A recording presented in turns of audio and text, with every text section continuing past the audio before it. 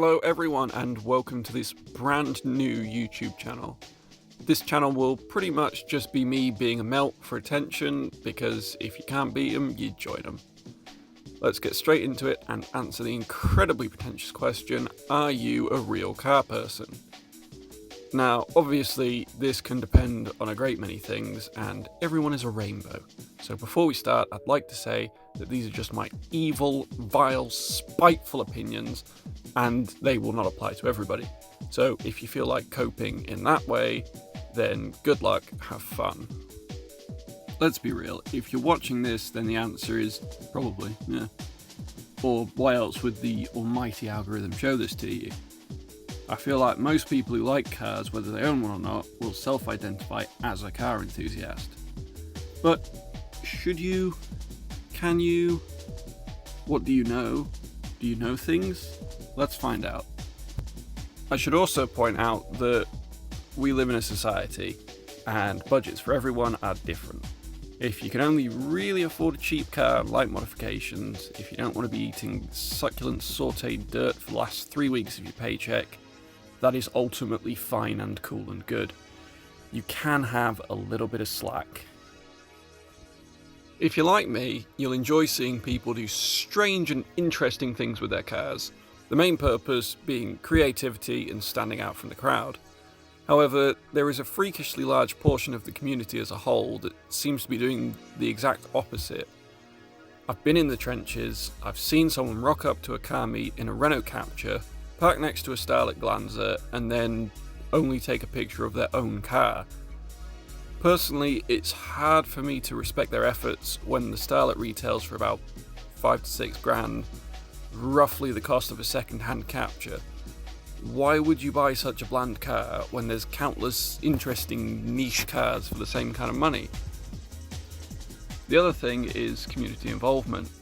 Are you part of the car enthusiast community, and do you share in your sinful, noisy passion with other like-minded freaks? At this point in time, the only people I see who don't engage with online content to do with cars are either very old or very old at heart. Now, car events are by no means just a young man's game, but the nature of organising events nowadays means at some level, to learn about these events, you have to go on Facebook or Instagram or Club Penguin Remastered, and that means interacting with the community. There's plenty of people who buy a nice car or even a classic car and won't go on social media to show it off or talk about it. In this way, it kind of does feel that they're not really enthusiasts, they're just people who wanted a nice car. Not to say it's a bad thing, but it's just kind of hard to see them as the same kind of enthusiast as most of the people watching this. Now, I'm of the opinion that there's good and bad attitudes within the community. I respect anyone who's put thought and effort into their car, modified or otherwise. But sometimes you approach these people all friendly and say, "Hey man, nice car," or "Very nice, what wheels are those?" And they'll look at you like you've just curb stomped their nan. On a certain level, why are you even here? Having said that, pretty much all of my friends I have now are people I've met through the car community, either through meets, Facebook groups, or just sort of running into them in town. Even though I've not always been driving something fun or interesting, it's hard to feel unwelcome with the right attitude. To do with modifications, I should also point out that not every country is the same. Large parts of Europe are very restrictive in what you can and can't do, so take this next point with a grain of salt. However, in the UK, you're basically allowed to modify whatever you want as long as it's not rotten and everything's bolted together. Getting through an MOT, in brackets inspection, is not that hard. Now, there's some mods that will always look bad regardless of what car they're on. Claw mark stickers over the headlights, painting random little trim pieces of bright colour, those fake little canards that attach with 3M tape. First thing you should do to any car is wheels and suspension. Every car looks massively better with wheels and suspension. Obviously this can be expensive, but it can also be cheap if you're a ranked Facebook Marketplace world champion like me.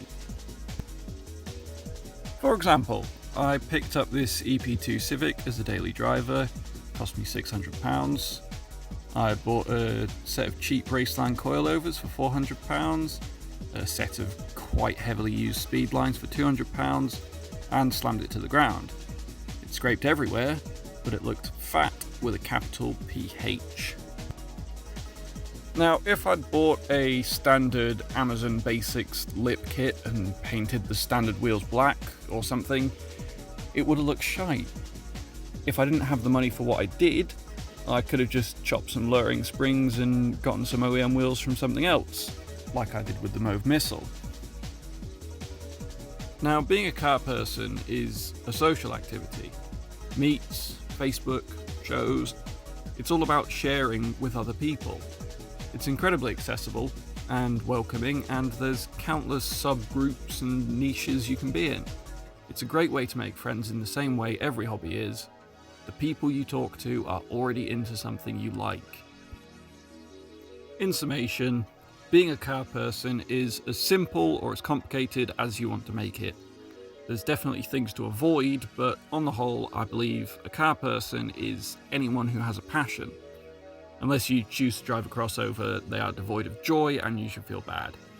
If you disagree, leave a comment with your name, address, and national insurance number, and I'll come tell you in person, and probably get violent.